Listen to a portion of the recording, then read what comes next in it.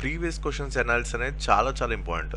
So మొన్న 2025 question paper మీరు కనుక గమనిస్తే ప్రతి సెక్షన్లో 50-60% of the questions previous questions themes నుంచి వచ్చాయి.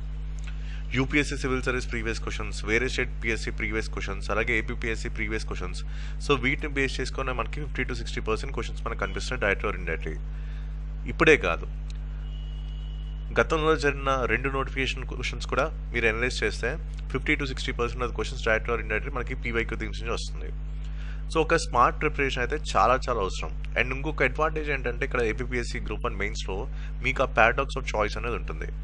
అంటే 2 క్వశ్చన్లో మీరు ఒక క్వశ్చన్ మాత్రమే రాయాలి. అది చాలా అడ్వాంటేజెస్ థింగ్ మీకు ప్రిపరేషన్లో. కాబట్టి 100% ఆఫ్ ప్రిపరేషన్ సిలబస్ కంప్లీషన్ అనేది చేయాల్సిన అవసరం లేదు. 70% ఆఫ్ సిలబస్ చూసుకొని ప్రీవియస్ క్వశ్చన్స్ని అనలైజ్ చేస్తూ ఆ పీవైక్యూ థీమ్స్ని ఇంటర్లింక్ చేసుకుంటూ ప్రిపేర్ అయితే మీకు కంప్లీట్ ఎడ్జ్ అనేది దొరుకుతుంది. ఇప్పుడు ఫర్ ఎగ్జాంపుల్ ఈ 2008 పేపర్ చూడండి.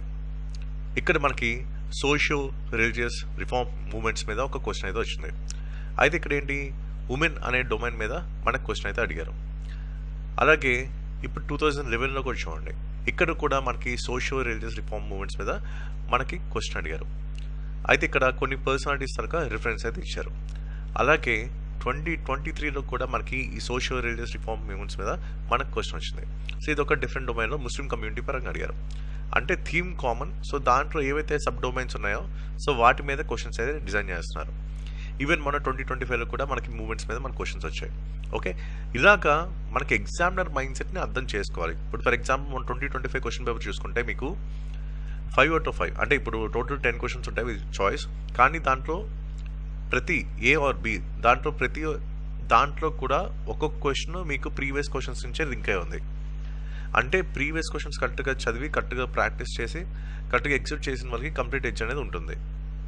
ఇలాగా ప్రీవియస్ క్వశ్చన్స్ అనాలిసిస్ని మీరు అడ్వాంటేజ్ కింద తీసుకోవాలి ఇప్పటి నుంచే. సో ప్రిపరేషన్ స్టార్ట్ చేసినప్పటి నుంచి కూడా ప్రిలిమ్స్కి మెయిన్స్కి ఇంటిగ్రేట్గా చదువుకోండి.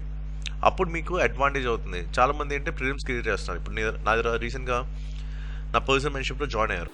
సో రాబోయే గ్రూప్ 1 గ్రూప్ 2లో చాలా ఎక్కువ నెంబర్ ఆఫ్ వేకెన్సీ కనిపిస్తున్నాయి. ఆల్రెడీ ఇంతకుముందు మన గైడెన్స్లో చాలామంది సెలెక్ట్ అయి ఉన్నారు గ్రూప్ 1లో అలాగే గ్రూప్ 2లో. సో కొత్త బ్యాచ్ అయితే స్టార్ట్ చేస్తాం. మీకు ఏమైనా అవసరం ఉంటే ఈ నెంబర్కి వాట్సాప్ చేయండి.